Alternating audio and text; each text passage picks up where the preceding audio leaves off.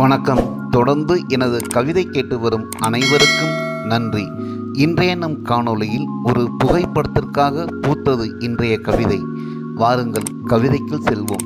அலையாடும் கரையில் எழிலாடும் மங்கை கால் நனைத்து ஆடுகிறாள். அலையாடும் கரையில் எழிலாடும் மங்கை கால் நனைத்து ஆடுகிறாள். நானும் கவி தொடுத்து ஆடுகிறேன். பளிங்கு சிலை பாவை அவளை பாடி கழிக்கவே கவி தொடுத்து ஆடுகிறேன்.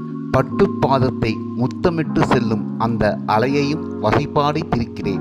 பட்டு பாதத்தை முத்தமிட்டு செல்லும் அந்த அலையையும் வசைபாடி தீர்க்கிறேன். பறந்து விரிந்த ஆழி அழகா, பறந்து விரிந்த ஆழி அழகா, ஐந்தடியில் வளர்ந்து நிற்கும் அந்த மங்கை அழகா, ஐந்தடியில் வளர்ந்து நிற்கும் அந்த மங்கை அழகா. கடற்கரையில் கவியரங்கமே நடத்தலாம்.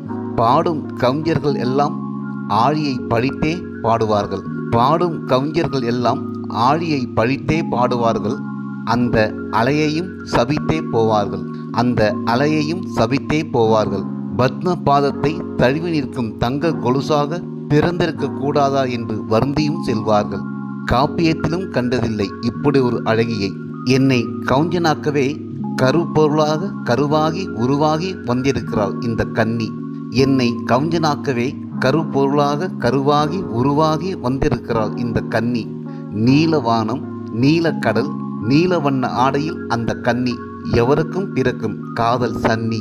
நீலவானம் நீலக்கடல் நீலவண்ண ஆடையில் அந்த கன்னி எவருக்கும் பிறக்கும் காதல் சன்னி. கலைந்தாடும் கார்கூந்தலை கண்டு வெக்கி மறைந்தது கார்மேகம். வந்த வெண்மேகமும் நகர்ந்து செல்லாமல் நங்கையவளை பார்த்து சொக்கி நிற்கிறது. வந்த வெண்மேகமும் நகர்ந்து செல்லாமல் நங்கை அவளை பார்த்து சொக்கி நிற்கிறது.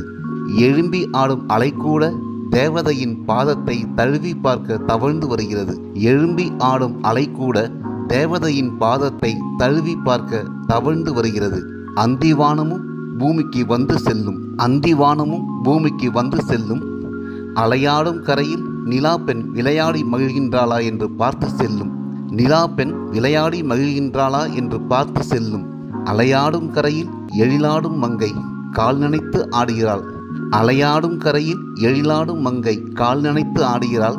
என்னை கவுஞ்சனாக்கி கழிக்கிறாள்.